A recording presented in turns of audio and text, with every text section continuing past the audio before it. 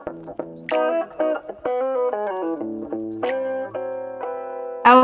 welcome to the Career Nuggets podcast channel hosted by Asma Randani. This show is all about career lessons from accomplished individuals, so listeners can avoid making the same mistakes in their career and learn from the best. Hari ini kita kedatangan Momo dari sebuah e-commerce terbesar di Indonesia. Hi Momo, thanks for making the time today. How are you? Good, thanks for having me. All right, so we're gonna start the podcast with a guest introduction, if that's okay with you. Yeah, sure. Okay, so can you share a little bit about you and your career gitu ya, and what are you passionate about? Mungkin listeners biar tahu sedikit konteks tentang Momo ini siapa sih?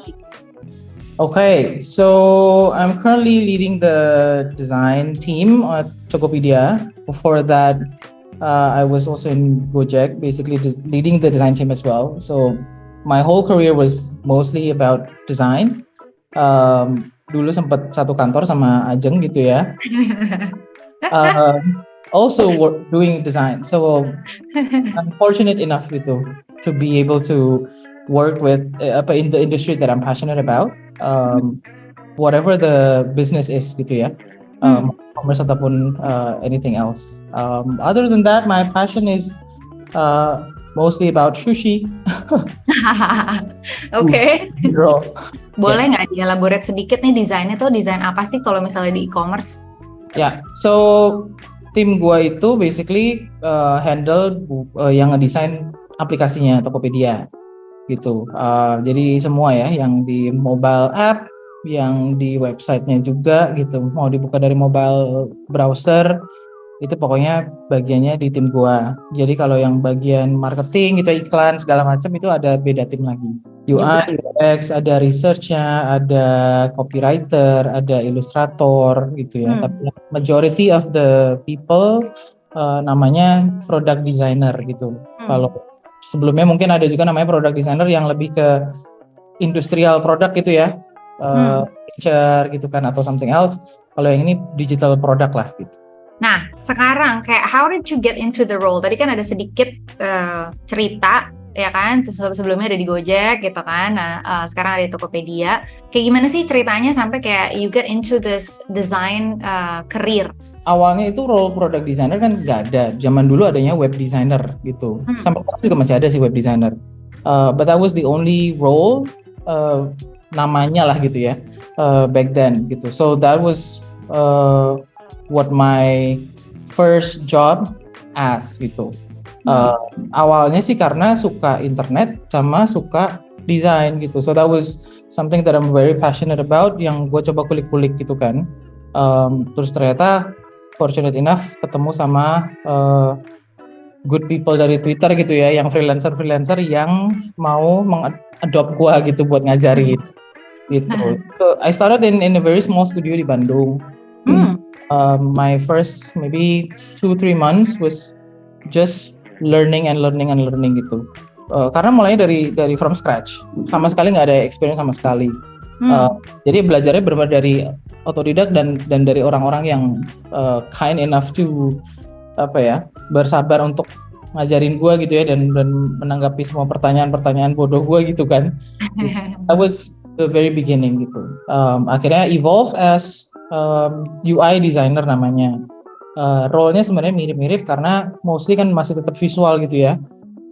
UX and this was like maybe 2008 2009 gitu. So it was quite some time ago. UX belum ada gitu dan it's not familiar at all. Jadi baru akhirnya after quite a while, mungkin around 2012 maybe, waktu mulai di Zalora mulai kenal data driven lah gitu ya, mulai karena tadinya kan selalu kayak agency side lah. So mostly on client management gitu ya, working on a brief gitu kan, terus lebih banyak ya handling klien lah gitu dan briefnya beda-beda gitu. Jadi nggak terlalu in-depth gitu. Begitu masuk ke company produk Zalora, dan baru belajar tentang data lah, kenapa decision harus A atau harus B gitu ya. Terus ternyata desain yang menurut gua bagus ternyata orang nggak suka gitu kan. Baru tuh belajar gitu, kayak egonya tertampar di situ, baru akhirnya evolve lagi. Oh ternyata harus ada, kayak gue ngedesain sesuatu tuh harus ada reasonnya ya di belakangnya gitu kan. What is it that I'm trying to solve? Ada business goal apa yang gue harus achieve gitu kan. Oh ternyata tuh ada apa, there's a lot more than just what meets the eye lah gitu kan. It's not just about looking good and beautiful doang gitu. And then akhirnya dari situlah mulai masuk ke UX product design ini. I see. Nah, sebelumnya mungkin buat listeners gitu pengen tahu kayak background studinya apa ya? Sekarang bisa ada di sini tuh dan jadi product design, itu gimana ceritanya? Maksudnya studi apa gitu? Kalau gue sih kebetulan matching. Jadi kebetulan gue studinya itu kuliahnya DKV. Tapi sebenarnya major yang gue ambil advertising. Nyambung amat, tapi nyambung pas di awal-awal ini ya. Di awal karir, dan sebenarnya banyak pelajaran yang tentang ya client management lah, stakeholder management gitu ya, yang akhirnya tuh bergunanya setelah mulai banyaknya gitu ya, setelah masuk ke leadership position gitu ya, itu jadi sangat-sangat berguna gitu.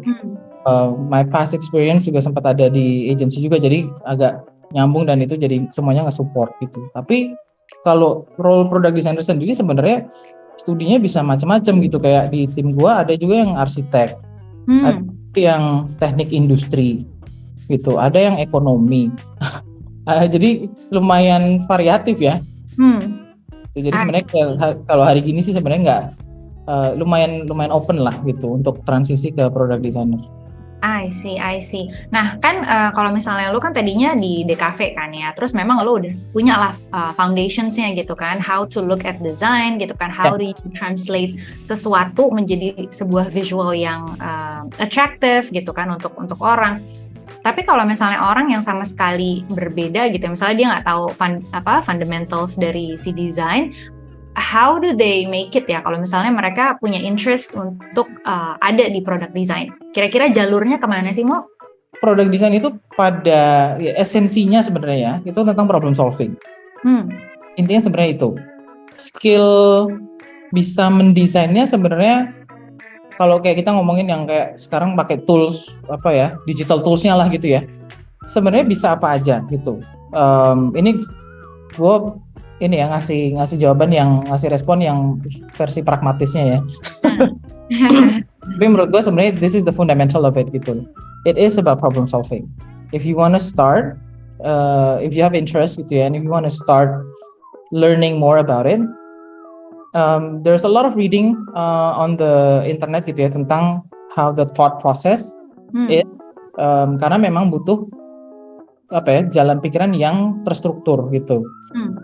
You need to be able to identify the problem gitu kan, which means ya harus lumayan runut gitu ya berpikirnya, harus ada berani bertanya kayak kenapa, dan itu mungkin harus bertubi-tubi gitu loh. And then you also need to have grit gitu kan, so that nggak menyerah gitu saat you get a lot of no gitu ya. And then nanti sebenarnya there's a lot of like workshops out there as well. Memang harus hati-hati milihnya karena banyak yang jual promises gitu kan. Tapi at the end of the day yang paling menurut gue paling efektif itu adalah benar-benar lu coba praktekin sendiri. Find a problem that is familiar to you, native to you, and just create a concept of how you would want to solve it. Gitu. It doesn't have to look beautiful dan kayak apa ya, itu bagian terakhirnya lah gitu. But at the core of it sebenarnya tentang problem solving itu tadi sih, dan nyari solusi gitu ya. If you can maybe find an internship gitu, benar-benar kalau ikutan workshop soalnya kan simulasi ya, situasinya kan disimulasikan gitu kan, so everything will obviously goes perfectly, which is for learning gitu. Tapi kalau mau lebih mendalami lagi learningnya, dan mau nggak mau kan harus sambil praktek gitu. Jadi kalau misalkan bisa internship atau maybe apa ya, ya better mungkin internship ya gitu. Itu bakal jauh lebih cepat lah belajarnya. I see. Nah, berarti kalau misalnya ada listeners juga mau yang mungkin tadi background-nya dia udah kerja, tapi dia background-nya bukan product design, tapi dia interested in problem solving gitu kan. Menurut lo jalurnya dia mesti gimana ya supaya dia bisa diterima gitu di product design? Biasanya kalau orang dari kalau yang nyebrang tuh gimana sih jalurnya, Mo? Gue coba lihatnya dari, say misalkan gue lagi mau hire gitu ya. Gue mau lagi hire gitu kan. What is it that I'm looking for? Itu. Yang paling pertama sebenarnya ada itu tadi, thought prosesnya. Seberapa critical dan seberapa analytical gitu. So even if you don't have the prettiest design portfolio, kalau lu punya portfolio tentang solving problems itu udah sangat-sangat eye catching gitu loh buat hiring manajernya gitu ya. Gitu. Jadi dan itu bisa kayak literally bisa yang sehari-hari gitu. Even a problem in your office, in your current office gitu. If you identify a process yang menurut lu kayak kok ini kok bertele-tele ya gitu, kayak how can I maybe faster it, bikin lebih cepat lah sedikit gitu misalkan ya kan, atau bikin lebih efisien lah sedikit gitu. So curiosity is very important. Gitu. I think a lot of people also just go with the flow dan ngikutin proses aja. Yeah. That is the the biggest yang paling kita hindarin gitu ya, product designer untuk fall into a comfort zone. I see. So that curiosity is very important, dan itu bisa dimulai literally dari whatever is happening on your daily life gitu. And if you can put that in a structured way, ya kan, even mau bentuknya Google Doc pun sebenarnya nggak masalah ya. It doesn't have to be like super fancy. Mau Google fine gitu. You can put it in flow chart, whatever gitu kan, Excel sheet, whatever lah gitu. Format doesn't matter as long as it tells a story gitu loh. Where did you start gitu kan? Kenapa lu memilih ini? Kenapa? Why is this problem interest you? Why do you think this needs to be solved? Siapa sih yang selain lu yang ngerasain ini juga, atau kayak nanti solusinya ini bakal bisa ngebantu siapa aja sih gitu kan, potentially. How can the more people that you can help, always the better. Yeah. Right? So at the very core of it sebenarnya itu gitu loh. Up until today, there's only very very few yang udah punya pengalaman bekerja as a designer gitu ya, yang bisa punya portfolio yang terstruktur gitu loh. Gitu. Padahal sebenarnya literally exercise-nya bisa dilakukan setiap hari gitu. Yeah. Jadi sebenarnya there's a lot of opportunity. Kalau misalkan tertarik untuk nyebrang gitu ya, shifting role gitu kan, it might take some time, yes gitu. Karena berkaitan sama pola pikir kan, dan itu kan butuh exercises gitu loh to get to shift that gitu. But it is possible. Wow, okay, that is very insightful buat teman-teman. Jadi yang tertarik mau nyebrang ke product design, apakah udah pernah kerja di tempat lain sebelumnya atau baru mau masuk kerja gitu ya, terus pengennya product design. Jadi tadi apa aja tuh ingredientsnya? Jadi sebenarnya product design itu bukan tentang desainnya yang fancy, tapi lebih ke thought prosesnya ya, Mo ya. Yes. Gimana cara kita bisa presenting a problem, punya critical thinking, terus ada structured way lah of communicating the solution to the problem gitu ya. Yeah. You have to have a huge curiosity sih. Even the smallest things gitu kan. Kayak kenapa ini ya, kenapa ini begitu ya gitu. Kita sering bercandaan tuh kayak kita tuh hidupnya cari-cari masalah mulu gitu loh. Hal-hal yang sebenarnya baik-baik aja pun kita cari ini masalahnya ya, gitu kan. Because sometimes people just don't know if things actually be better, gitu kan. And that is the purpose of a curious mind gitu loh. Yeah. Kita nggak usah nyebutin soal being a product designer lah gitu. And this thought process can be applied to any kinds of work, any kinds of job, any kinds of title, any kinds of level, ya kan, gitu. And I think nyambung dengan konteksnya si podcast ini sebenarnya. I think that curiosity dan that grit untuk kayak identify the problem and also finding a solution gitu ya. Something that can help you move forward in your career so much faster gitu loh. Yeah. Even if not, then just simply growing yourself gitu kan. Betul.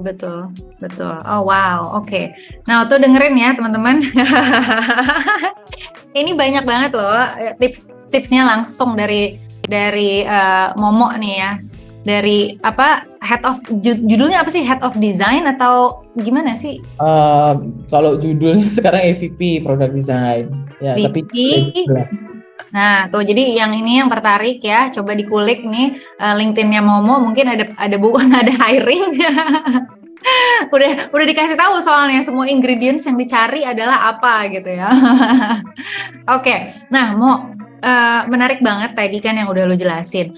Kalau itu kan tadi kita ngomongin specifically lebih ke product design-nya kan ya, bagaimana cara berpikir, gimana cara kita menstrukturkan sesuatu, gimana caranya kita harus punya curiosity dan punya grit. Nah, kalau misalnya selain dari product design gitu ya, sepanjang karir, what do you learn ya, sepanjang karir, boleh karir yang sebelumnya, boleh karir sekarang, terserah gitu kan, bisa nggak sharing ke kita 3 takeaways gitu ya, yang lo dapet dan lo pelajari selama karir lo? Of all of the things that I'm grateful, ternyata gue melakukannya gitu ya, even though tanpa gue sadari mungkin gitu, and something that I would definitely advise to other people is 1, do more than what you ask. Extra miles gitu. But also make sure that the first mile you're doing that well gitu ya. That first mile well gitu kan, and then extra gitu loh. So gitu, even if it's not noticeable the first time, the second time, even the 10th time, even the 100th time, it's fine. Just keep doing it. The second would be, I have this prinsip hidup yang gue pegang gitu ya. Lu takut tapi lu excited at the same time, then you have to do it gitu. It's usually that cross path yang benar-benar kayak life changing moments biasanya gitu. Whatever it is, karir kayak studi kayak gitu ya, relationship even gitu ya. But this has worked quite well for me to guide me lah gitu in making decisions, in progressing my career so far. Kalau terlalu takut biasanya juga berarti something might be wrong. Mungkin we're not there yet gitu kan. If you're too excited, maybe you will get bored fast. The third, find a reason in terms of when you're progressing your career ya, atau a job decision gitu kan, atau apapun lah. Find a reason beyond the money. I mean, the money itu udah, it's logical lah, ya kan? Obviously, lu bisa hitung gitu loh. Tapi what is it beyond that? If the money that you get sesuai sama yang lu mau deh misalkan, ataupun kurang, ataupun lebih, whatever lah gitu. Whatever the nominalnya terserah deh gitu ya. Assume that you get it. But what will drive you every day when you wake up in the morning gitu, atau when the time is rough, feel like you're very tired and you just have enough of everything gitu kan. Apa yang bakal bikin lu, you know what, this is no longer serve me a purpose, and then I have to move on gitu. So find a reason beyond the money. Wow, sangat bijak ya Kakak Momo. Tapi I think it has something to do with ini juga ya, curiosity yang tadi lo sebutkan. Karena when times are tough, tapi kita punya curiosity terhadap certain problem atau kayak certain causes yang memang kita bener-bener interested in, itu akan kasih kita kekuatan juga ya, Mo ya? Yes, I think that and grit ya. Itu juga penting kan gitu, karena grit kan sebenarnya kan bukan lebih ke pantang menyerahnya itu ya. Capek pasti ya kan, kesel pasti, frustrated pasti, stres pasti, asam lambung mungkin ya kan. Nah, gitu. Tapi ya udah diobatin, istirahat gitu kan, and then okay, let's do it again gitu kan, and let's try it again gitu. Mau caranya diubah kayak, mau gimana kayak gitu kan.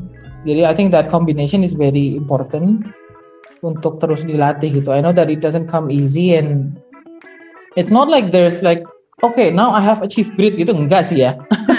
It's not like a destination gitu loh. It's always a choice. Yeah. Every moment gitu ya. Kalau gue ngelihatnya gitu. Ada momen-momen dimana kayak, you know what, I don't want to have great right now. Gitu kan, it's okay, it's fine. But then some other time gitu, some other things gitu yang mungkin I have a stronger reason to keep doing it, atau kayak, you know what, try again tomorrow gitu kan. So it's always a choice lah. Yeah, I see. What's your take? Ini penasaran aja nih Mo. Jadi kepikiran. What's your take about purpose? Kan tadi kan ada poin di mana we need to look beyond the money gitu kan. Nah, what's your take about kayak kan anak-anak sekarang tuh gue harus punya purpose apa segala macam, seolah-olah purpose itu adalah sesuatu yang harus kita discover gitu ya. Yeah. Dan menjadi prerequisite kita gitu. Nah, what's your take on that? I think purpose itu datangnya sebenarnya sejujurnya bisa kapan aja ya. Sometimes we know it in the beginning, sometimes it evolves gitu loh. And that's okay. Even next month kalau tiba-tiba purpose gue berubah, ya nggak apa-apa. Yeah. It's not something, kalau ini dari point of view gue gitu, it's not something, I mean life is about evolving juga gitu kan.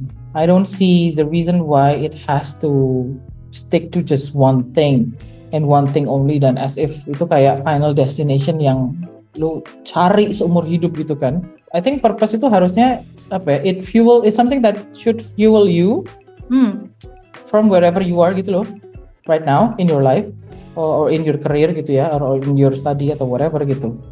From wherever it is the point in your life right now, find a reason buat to move forward aja gitu, even if it's just one step. Even if next week it's gonna change, it's also fine as long as it fuels you to move on another week gitu. So I think purpose comes in different sizes.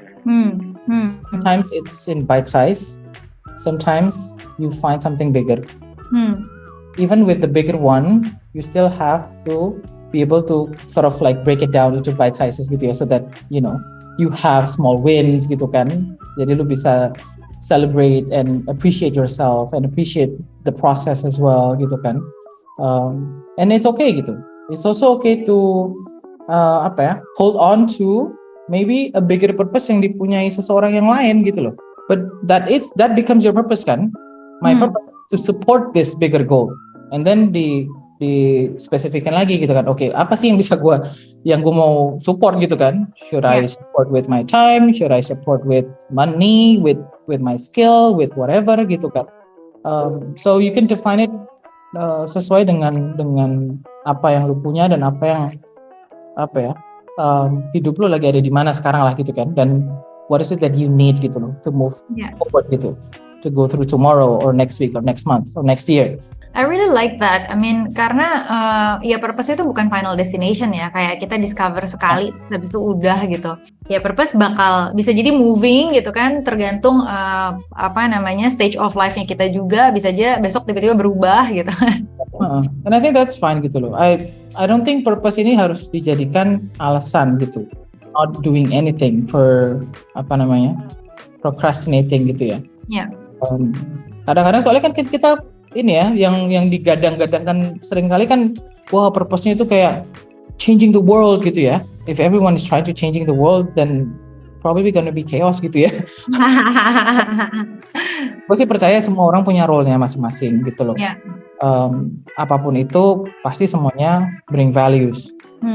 Gitu kan. Balik lagi tadi sih, kayak as long as you also think about other people gitu ya, while living your life gitu loh. Even if it's just the person next to you, even if it's your family gitu kan, your partner gitu, your I don't know gitu, the people that are closest to you aja gitu.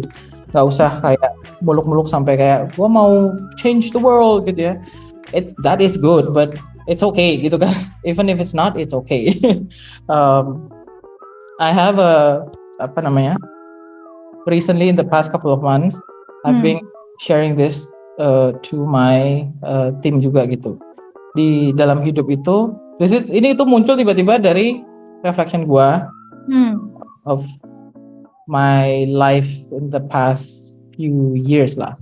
Yeah. In life anggaplah bayangin ada 2 lingkaran gitu ya. Ada 2 circle. Yang satu itu adalah room for error. Yang satu lagi adalah room of excuses. Gitu. And there's only those 2 with everything that we do atau decision that we make. Gitu. Karena it could be anything kan, gitu. Should I do this podcast? Should I not? Gitu kan, ya kan? You get up tomorrow morning gitu. Should I get another client? Should I not? Right? Should I coach this person? Should I not? Gitu. Atau apapun lah gitu. Should I get this job? Atau should I quit? Should I resign? Should I chase after that promotion gitu? Should I study this or what? Gitu kan? Should I go to gym? To gym gitu kan? It's just about those 2 sih, either excuses atau error gitu. Kayak misalkan di kantor gitu ya, ada misalkan mau ngerjain sebuah project, terus stakeholdersnya ternyata alot banget nih, gitu. Mau dibujuk nggak bisa gitu kan, terus akhirnya menyerah gitu. Akhirnya ide yang sebenarnya lebih bagus tidak terjadi, kan? Terus habis itu pas ngobrol sama gue dia sebenarnya idenya ini tapi ditolak gitu kan. Kenapa? Ya soalnya udah argue segala macam, udah gue defend gini, tapi ternyata nggak berhasil gitu. So ya tapi kan, dan ya udah gue kasih 2 circle itu. Ini yang lu mau ngasih jawaban yang mana gitu, mau di circle yang mana. I'm not gonna tell you to choose gitu ya. I mean, I'm not gonna tell you kayak harusnya yang ini atau harusnya yang itu. No, you decide for yourself, and then there's always consequences in life.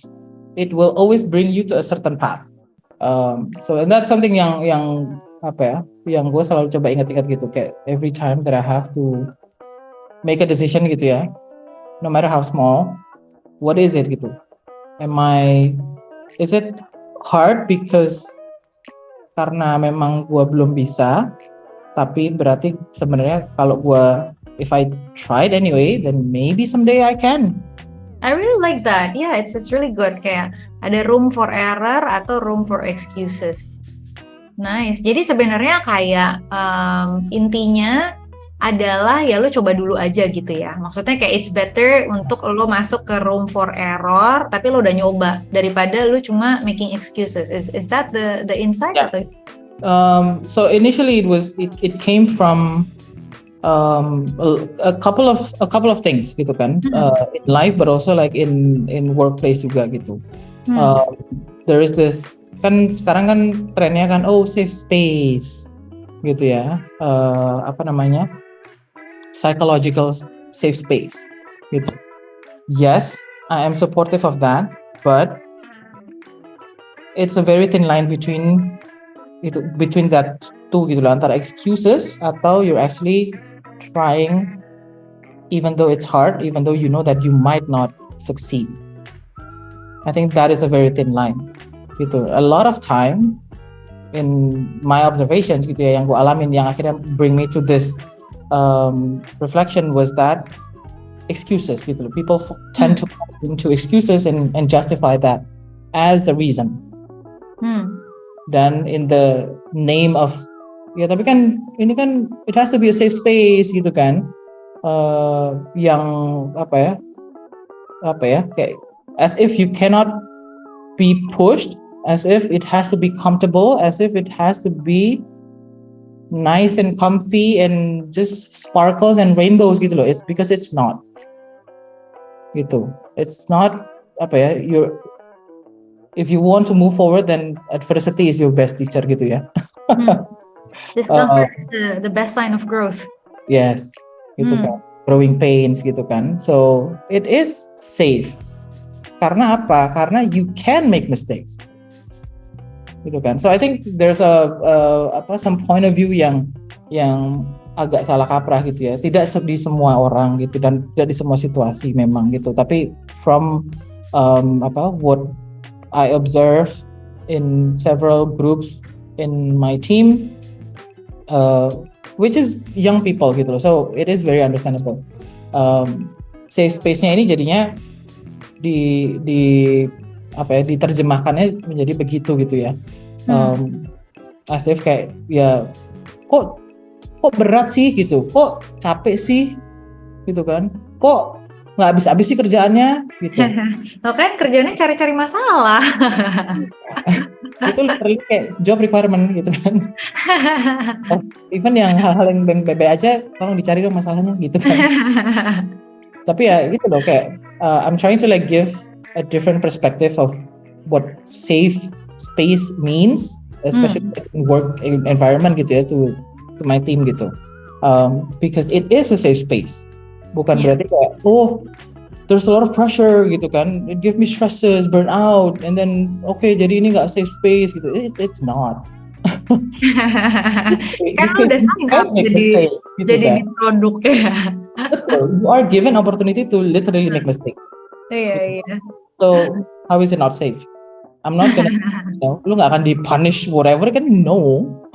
Iya. Try and then try again gitu kan, try better gitu kan. So it is a safe space. But you also need to realize whether you are making excuses or you're actually taking your chances gitu loh. Yeah. What I really like about talking to you dari zaman tahun berapa ya Mo? Lo tuh ini ya, apa namanya? Sobat Aquarius nih. Karena suka refleksi ya kan, observasi, refleksi itu Aquarius banget. Iya, sukanya gitu kan. Iya. Oke. Nah, lanjut ya Mo ya ke pertanyaan berikutnya.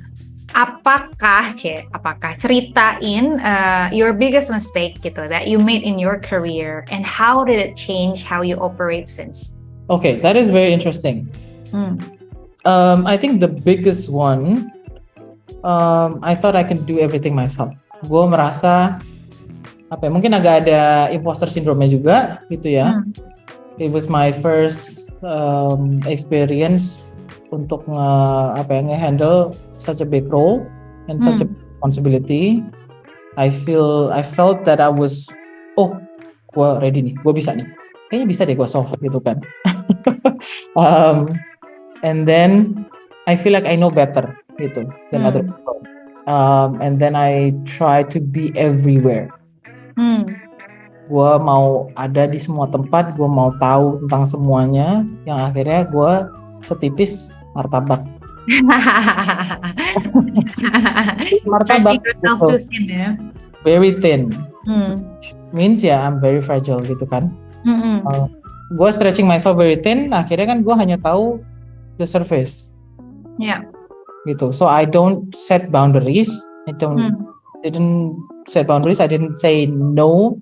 I didn't set my priorities, ya kan. Gitu, dan akhirnya it pushed me down to a very dark spiral gitu. Dan malah makin parah lagi karena akhirnya gue jadi blaming other people gitu kan. So, and I have bad thoughts about other people gitu. Gue makin blaming the company, blaming just everything gitu loh. Dan gue avoid people karena gue ngerasa kayak I truly believe at the time no one understand what is happening to me gitu, what I'm feeling gitu-gitulah. Jadi akhirnya I withdrew from everyone. Di luarnya gue kayak baik-baik aja. It's not like gue kayak menghilang, literally nggak ada kontak, enggak ya. Gue function socially per usual gitu. Masuk kerja baik-baik aja gitu kan. I still be able to do the job as usual gitu. Tapi di balik itu sebenarnya kayak gue misalkan masuk kantor tuh jam 10 gitu, terus pulang jam 7 gitu ya, atau jam 8 bahkan, gue cuman kayak pulang, makan, mandi, istirahat bentar, setengah 10 tuh gue kerja lagi sampai jam 4 pagi, jam 5 pagi, and then tidur sebentar, and then gitu aja terus for more than 6 months maybe. Wow. Dan selama itu tuh pikiran gue cuma satu, I have to prove myself gitu loh. So it was dan itu semua setelah semuanya berlalu gitu ya, dan berproses gitu kan. Harus kayak gue menelan banyak kenyataan pahit juga gitu, bahwa ternyata itu adalah a different form of pride and ego gitu loh. Iya. Yang gue baru pelajarin gitu ya, kayak oh ternyata pride dan ego gue itu bisa bentuknya kayak begini toh. Gitu loh, yang akhirnya gue sadar oh ternyata tuh this can take many shapes gitu loh, and take many forms. Dan kita harus sangat-sangat aware gitu ya. And if I can, I would have handled it differently, obviously. Gitu. But now that it has passed, I'm grateful that it also happened. Gitu. Karena otherwise then I wouldn't get this enlightenment of oh ternyata begitu gitu kan. Oh I can get very dark gitu kan. Oh ternyata those dark places is definitely I don't want to come back gitu kan. So yeah, that was that. Semuanya dimulai dari hanya sepercik I can do this gitu kan. Wow. Thank you for sharing ya. I think that's very courageous of you. I know kayak sekarang in hindsight udah bisa sambil bercanda gitu ya ngomongnya, tapi kayak when you were actually going through the phase itu kan rasanya dark banget ya pasti ya Mo ya. Yes. Dan kayak hilang jati diri gitu ya pas benar-benar kayak itu kejadian terus ada peak momennya terus gue kayak literally losing myself. Yeah. Dan I think kayak one of the biggest sign to tell that kita tuh udah belajar dari pengalaman itu adalah the ability for us to talk about it openly dan ya udah gitu kan. Oh ya kemarin gue kayak gitu, kemarin gue salah. So I think that's ini juga ya, maksudnya kalau orang yang masih ada di situ biasanya mereka tendensinya nggak mau cerita gitu kan, belum mau membahas itu gitu. Until mereka udah lewat, mereka udah berproses, udah bertumbuh, baru kayak oh iya kemarin itu salah. Benar-benar, because it's not painful anymore. Iya benar. Kalau masih terjadi masih perih. Bener-bener itu layaknya ngomongin mantan yang udah ya udahlah udah disebut namanya nggak apa-apa gitu. Tapi mantan yang masih perih itu nggak bisa disebut namanya.